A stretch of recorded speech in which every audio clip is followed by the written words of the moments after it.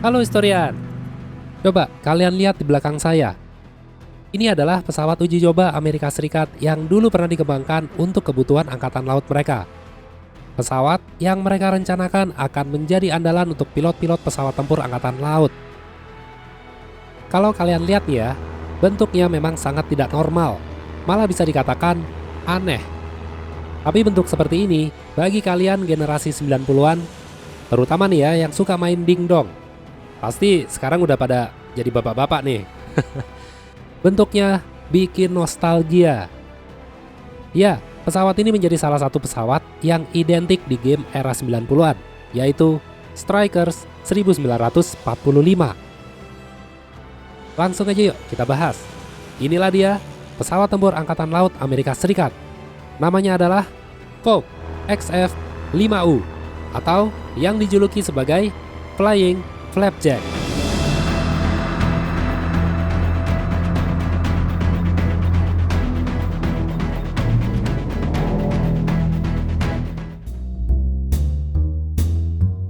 Sejarahnya kita mulai pada tahun 1930-an.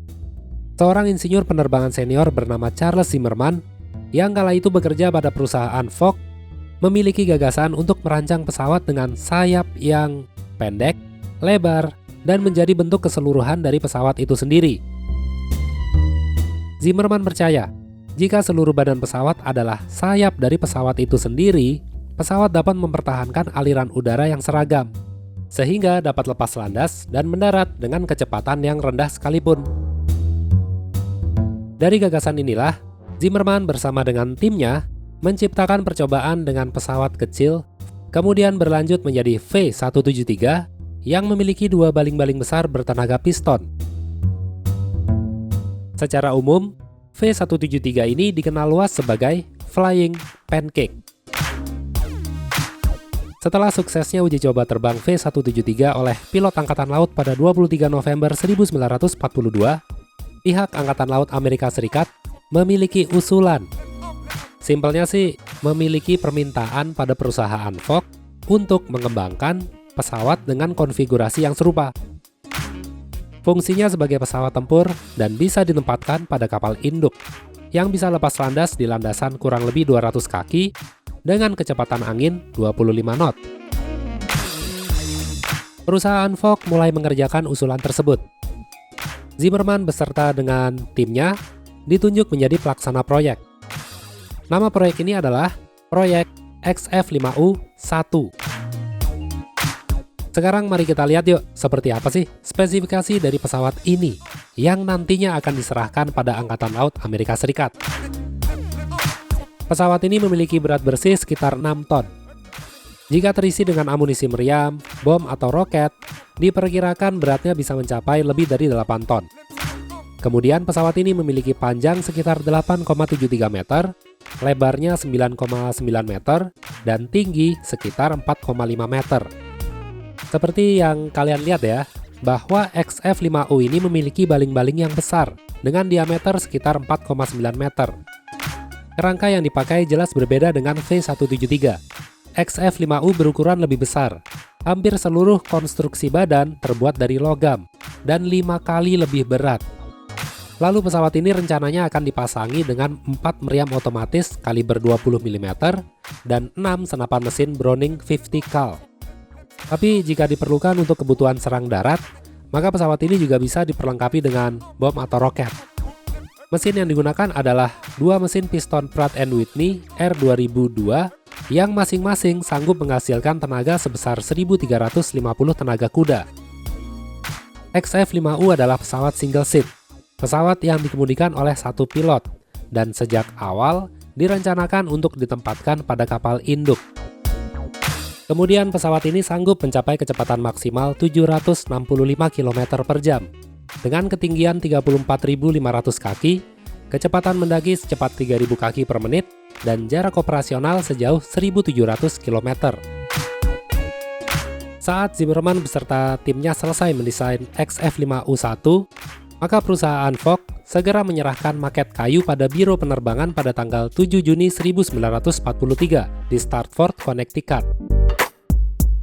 Setelah beberapa revisi dan pergantian mesin menjadi R2007, desain pesawat ini disetujui pada bulan Agustus 1943. Lalu pada akhir Juni 1945, XF5U1 diluncurkan dari Aula Perakitan di Stratford untuk melakukan pengujian darat pada bulan Agustus, dan rencana uji terbang di Muroc Dry Lake, California pada tahun berikutnya. Namun, uji coba terbang mengalami kendala, karena beberapa perangkat yang dibutuhkan baru akan tersedia pada tahun 1947. Setelah berakhirnya Perang Dunia Kedua pada bulan September 1945, lalu pengembangan mesin turboprop dan turbojet terlihat lebih memiliki potensi untuk kebutuhan pesawat-pesawat militer di masa yang akan datang, maka pihak Angkatan Laut meninjau kembali apakah XF5U ini masih dibutuhkan. Ditambah lagi seperti yang tadi udah saya katakan ya, beberapa kendala perangkat baru akan tersedia pada tahun 1947. Apakah pesawat tempur Angkatan Laut pada tahun 1947 ke atas masih menggunakan mesin piston?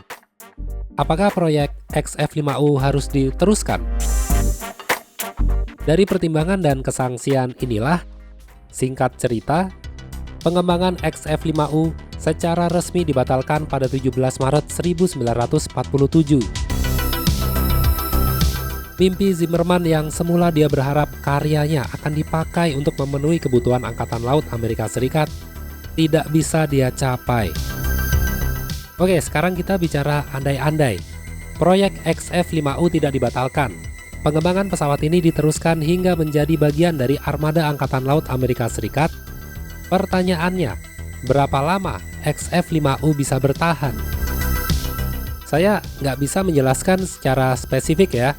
Namun jika bicara soal pesawat tempur ya, bukan pesawat serang darat, pesawat intai, pesawat latih, bomber, atau pesawat transport. Kita bicara pesawat tempur. Apakah bisa bersaing dengan jet-jet tempur semasa terjadinya Perang Dingin?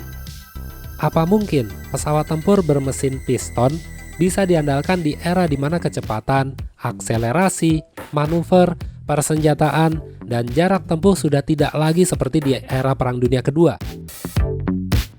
Selama ini, Fokker XF5U hanya diproduksi sebanyak 2 unit. Keduanya hanya prototipe dan keduanya juga tidak dimuseumkan, tapi dipreteli, sisanya kerangkanya kemudian dihancurkan.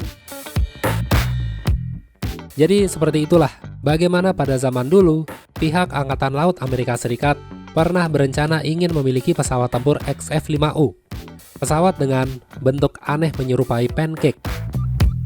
Meskipun nggak pernah mencapai tahap produksi, namun fisiknya sangat identik dan seakan udah paten di pikiran kita.